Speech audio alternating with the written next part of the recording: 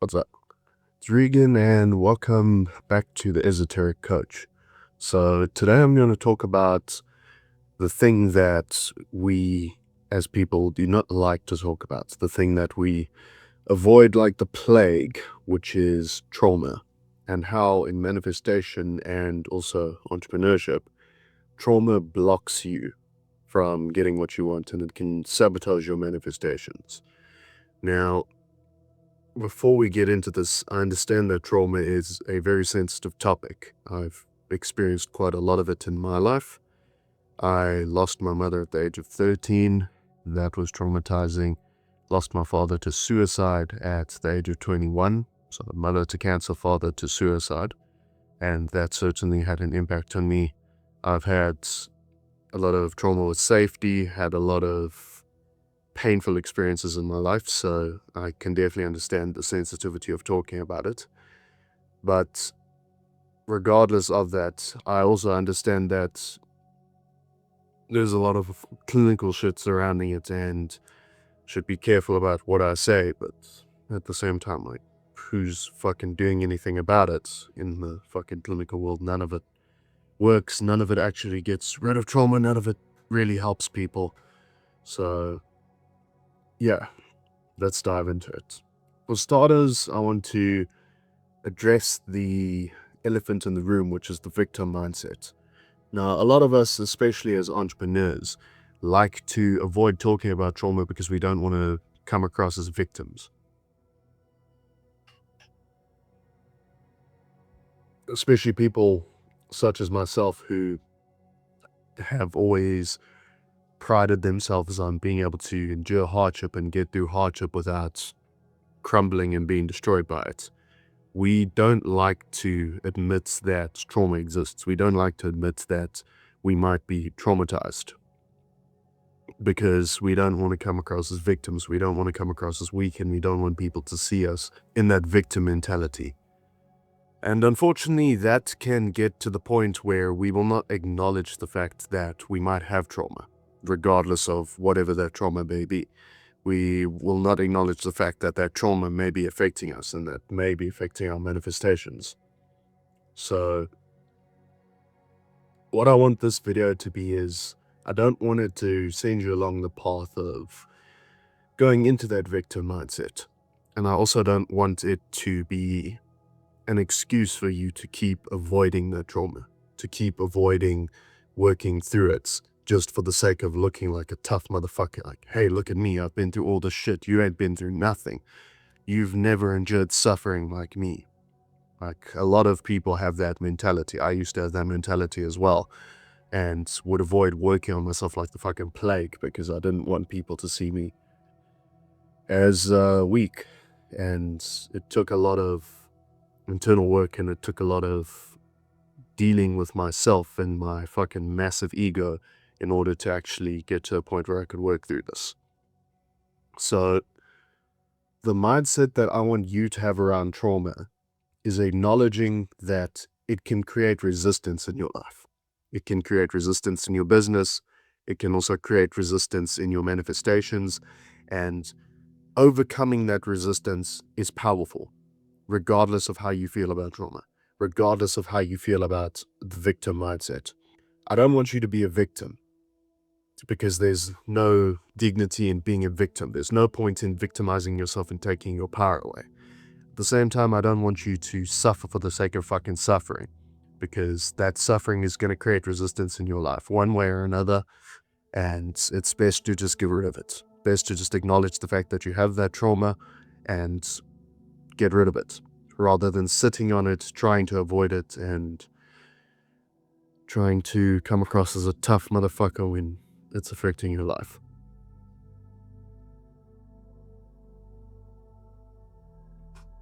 So anyway, destructive versus constructive manifestation. Everybody in the manifestation space talks about feeling is the secret, and everybody talks about put yourself in the feeling state of already having it. And that works, but that is what we refer to as constructive manifestation. You're setting an intention to bring about a result that you want. Now that's brilliant, but We as humans operate mostly in the subconscious realm of things. We have the conscious mind, but we also have the subconscious mind. What we don't realize is the subconscious mind dictates and runs about 90% of our behavior in the background. So I think it's actually more than that, but you can go and look up the statistics if you really want. The point is, most of the things that we do are unconscious. That is where the destructive manifestation comes in, because we will have traumas that are built up with strong emotional charges from the past, and without realizing it, it affects our lives. Without realizing it, it manifests into the things that we do every day, into the way that we run our business, into the way that we make decisions. And those can be extremely fucking destructive, because that can keep manifesting the same cycle over and over right into your adult life. And that is not something that is worth having when you can just fucking work through it. If you've seen some of my other content, you'll know that I've come from a background where I didn't have much money growing up, so my whole thing was I needed to get into business and I needed to make all of this money and build a life that I thought would bring me fulfillment. And you'll know if you watched some of my previous content, I got to that point. Stayed overseas for quite a long time. I'm back in South Africa right now, working through shit. And when I was in Bali, I got quite successful in it. So I got quite successful in my business. I had quite successful with manifestation as well. And I got to the point where I was making over $10,000 per month and climbing up to 15, sometimes almost $20,000 per month. And I was in Bali with this business, living the digital nomad lifestyle that I dreamed of. And the weirdest thing was, which I would have never admitted at the time, my life was still being run off that fucking trauma from my past. So I would be staying in a nice villa, and then I would go out on the bike, which I paid a lot of money to rent, and I would get so irritated by the traffic in Bali that it would completely ruin my day. And there would be people like working on the villa, and I could see them through the glass in the villa, and it really fucking bothered me. Like, it made me feel so fucking unsafe in the villa, which I paid a lot of money for. Staying in this like luxury lifestyle, but I was still fucking driven by the things that bothered me and messed with me emotionally in the past years, and messed with my life in the past years. Those memories constantly playing back in my head. Like, I was still stuck in my mind in shit that happened to me in high school. I would replay it over and over again in my mind. And it fucking drove me insane, bro. Because I was living on paper and on Instagram what looked like an amazing lifestyle in Bali, and there's no denying it. I was very fucking fortunate to get into that position. I worked very hard to get into that position, which is another topic, by the way. But I didn't feel like it. I didn't feel like I had the success.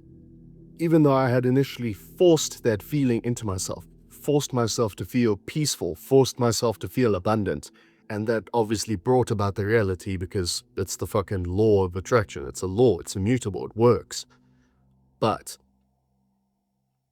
I felt exactly the same. When I turned my mind off and I went into that subconscious state, I felt exactly the same as before I had done all of that fucking work to bring myself into the success. I thought that the money would help me. It didn't. I still felt exactly as unsafe as I did before. Still felt as panicked before. Still felt as rushed as before. And the biggest thing was, when I was trying to organize events, like trying to organize a mastermind at a villa, invite entrepreneurs over, go and record content and whatever, like playing with nice expensive bikes and cars, you'd think that I'd enjoy it, but I fucking didn't. I was so stressed 24/7, so stressed, and that rubbed off on my relationship as well. My girlfriend was always stressed. It was a fucking nightmare.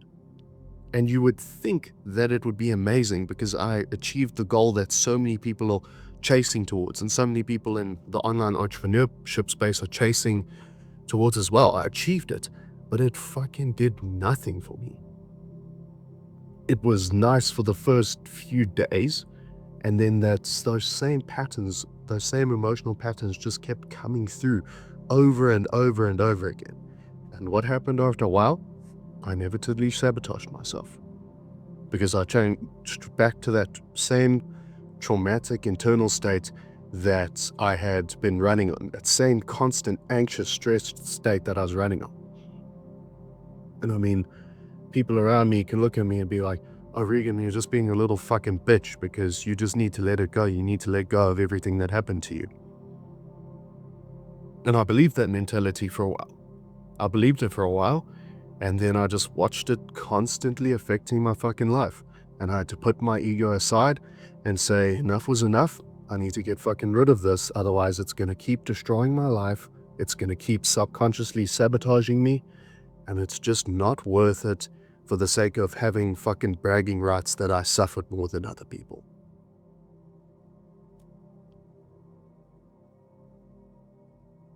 So, after changing this one thing, which I'm about to reveal, if you've been patient and stuck around until this point.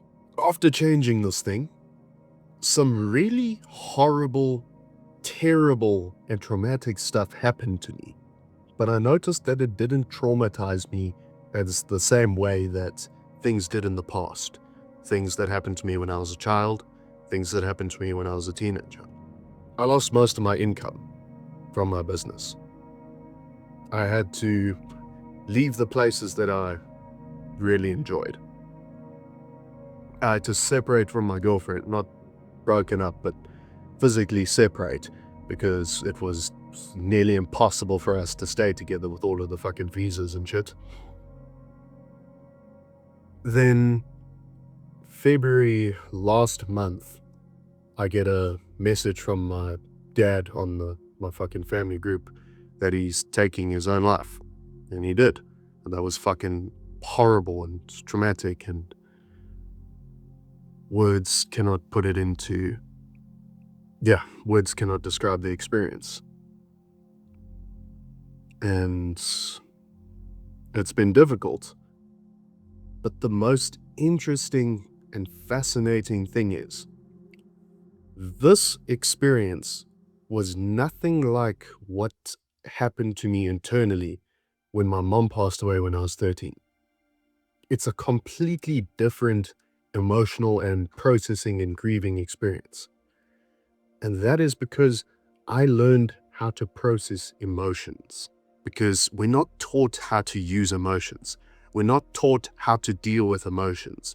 We are not taught what emotions are and how to actually process them. So it's been a horrible experience, but I was able to grieve this time.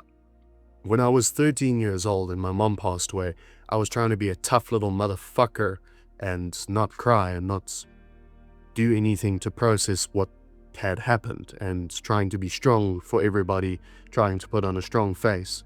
And I'd sit there with a straight face, looking like a fucking psychopath, like nothing was going on with me. But it was destroying me internally, and I completely blamed myself for it. Even though it didn't really have much to do with me. I completely blamed myself for years and years and years for my mom's death. With my dad, it was a different experience, because I went and lay down, and I have the fucking stones to admit this, I don't care. I went and lay down and I cried for like a hysterical fucking kid for 9 hours straight. I actually let the emotion flow and let the emotions do what they needed to do, and let myself get through the grieving process, which I'm still in, obviously, because the grieving process takes a massive amount of time. But because I was able to actually let those emotions flow, I actually feel like I'm fucking grieving properly. I actually feel like I'm grieving like a human should, not repressing it in the back of my head to let it control me for the rest of my fucking life. And because of that, I've actually been able to transmute the situation, as fucking horrible as it is. I've been able to transmute the situation where I can actually take the lessons from it and use it to help people, and use it to make sure that I take my life forward and I can actually progress in my life And it's a fucking harsh topic to talk about, but it really fucking helped me. It really helped me get through that experience without losing my fucking mind. Because if I was the same person that I was a year ago, this recent experience would have made me lose my fucking mind. It would have literally made me lose my fucking mind. So, how do you actually do this? How do you dissolve your traumas? How do you dissolve these painful emotional experiences and painful memories to a point where they can no longer affect you and no longer affect your manifestations and no longer manifest into your life in cycles that you hate? The point where it really clicked for me and made me realize that you can use this to get rid of like lifelong traumas was something that might seem really small, but it was big for me.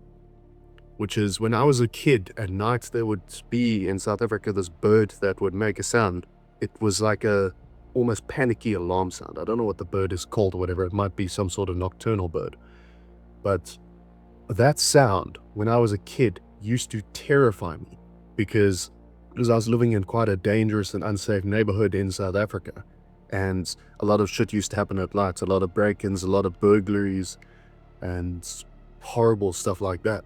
And that bird traumatized me as a kid because my mind made the association that that bird meant there was danger outside, that it was trying to warn you about some sort of predator or something. And as an adult, you can see that that might be stupid. As a 21-year-old now, you can see that that might be stupid. But that emotional weight sat with me my entire life, to the point where I came back to visit family for my 21st birthday. And I could hear that bird at night, and it would create that same gut-wrenching feeling that I had when I was a child. And it's so interesting because that emotional weight sticks with you. It's like purely the amygdala and animalistic parts of your brain, your limbic system. That feeling sticks with you into adulthood, to the point that that bird could fucking ignite those same feelings in me as an adult. I know it sounds stupid, it's just a bird, but whatever. And the other day, I heard that bird again. And for once, the visualization that came into my mind of that bird was like a silly little Tweety bird. It wasn't scary anymore. It was just a little Tweety bird tweeting at night. And I know that sounds insignificant, but I dissolved the entire emotional weight of that childhood trauma to the point where it doesn't bother me anymore. It's just a normal fucking bird. And you can see how those associations would work. So anyways, what is the technique? The technique is essentially letting go. And before you click off, I know that you've heard this letting go advice a million times before, but nobody teaches you how. Nobody teaches you how to let go. So I came across this book called Letting Go by David Hawkins. And I went through this book and I couldn't really get value out of it because the problem with books is they are layered with so much fluff that it's difficult to get the main lessons out of them. I picked up the information from the book, which is on like one small mention on one of the pages. And when I started applying that technique, it changed fucking everything, bro. It changed fucking everything. That tiny section of that book made all the difference. So please write this down. Please write this technique and this understanding down. What trauma is? It is a thought form that is emotionally charged. So you have a thought image in your mind. And when that thought image gets emotionally charged, so this can be a memory, this can be an anticipation, it can be just a network of thoughts that are connecting together like a fucking neural network, even a belief. When that thought form becomes emotionally charged, that is creating an archetype. So I'm sure you understand what an archetype is. It's like a character. It's an emotionally charged understanding of something, where emotion gives a meaning to something, gives a feeling meaning to something. So what trauma is, it is a thought form with a negative emotional charge. Now, what I mean by negative emotional charge, I mean that emotional charge is damaging to you. It feels painful. It brings more pain into your life. Now, charged thought forms are what manifest into your daily reality. So you have traumas, which are old thought forms, which necessarily align with you right now, but they are still emotionally charged. And that emotional charge does not disappear. It stays in your body, it stays in the back of your mind, and it stays in your memories. And if you understand emotion, if you understand how to let emotion flow, you can actually dissolve them. You can dissolve the emotion around the thought form. So there might still be a memory of it. There might still be a thought in the back of your mind, but it'll become more like an intrusive thought than something that rules your life. And you should do this because those things are going to fucking manifest in your life one way or another if you don't dissolve the emotional charge. Here's the technique.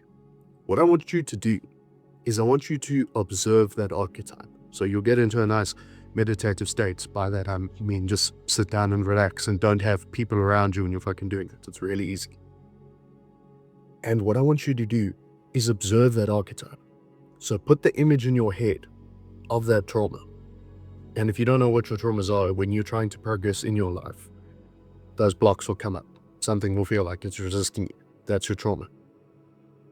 What I want you to do is I want you to focus on it. And then I want you to bring your attention and your awareness down into your chest area, down into like this gut area where you can really feel those emotions. And you're going to feel that strong emotion come up. You're going to feel that extremely strong emotion surrounding that traumatic event coming up. Now, what I want you to do is do not go through the fucking conventional advice. Do not relive the moment. Do not try and change it. Do not try and repress it. Do not try and avoid it. Do not try and put it at the back of your head. I just want you to observe it, and I want you to let that emotion come to the surface. As that emotion comes to the surface, you're going to feel it build up and build up and build up, and it's going to feel almost impossible. It is going to feel almost fucking impossible to sit with that emotion because it is going to feel so fucking painful and unbearable. And that's okay, because eventually it will get to a point where it no longer grows. You have fear of facing these things, but remember, fear is 1,000 miles wide and only an inch deep. So the feeling will grow and then it will stop. And I just want you to sit with that emotion, and you're going to feel that gut clenching feeling, where you want to repress the emotion. You feel like you want to repress it, that you want to avoid it, that you want to suppress it. I want you to avoid that gut clenching feeling like the plague. Do not allow yourself to close off and get rid of that emotion. I just want you to sit and feel it. Because when you sit and you feel it, you will notice that it slowly disappears. It slowly gets weaker and weaker and dissolves. And I don't want you to resist the flow. You will eventually get used to the feeling where it's almost flowing like a current. And as you let that thing slowly dissolve, it will get to a point where you can feel it suck down into your gut. And please pause there. I don't want you to get any weird ideas. But you can feel that emotion sink down into your gut. And just sit with it and let it sink down. And as it sinks down, it is gone. That emotion is gone. The emotional charge of that trauma is gone forever. Just like that, it is fucking gone. And then you give it some time, move away from it, get out of your meditative state, ground yourself, and get back into your daily activities.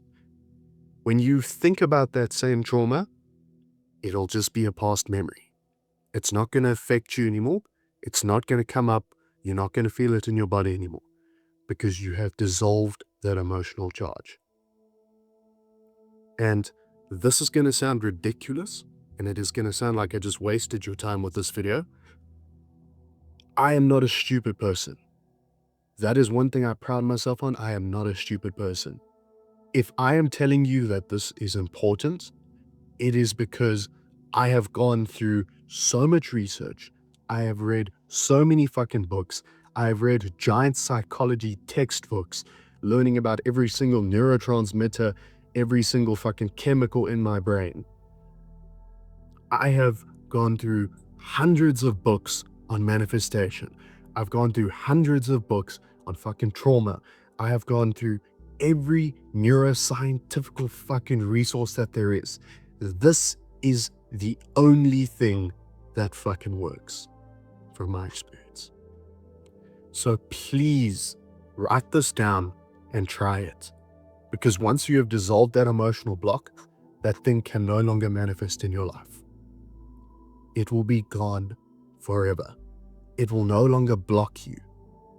It will be fucking effortless for you to do the same things that were being blocked before, that you could not fucking bring yourself to do, that you were procrastinating on.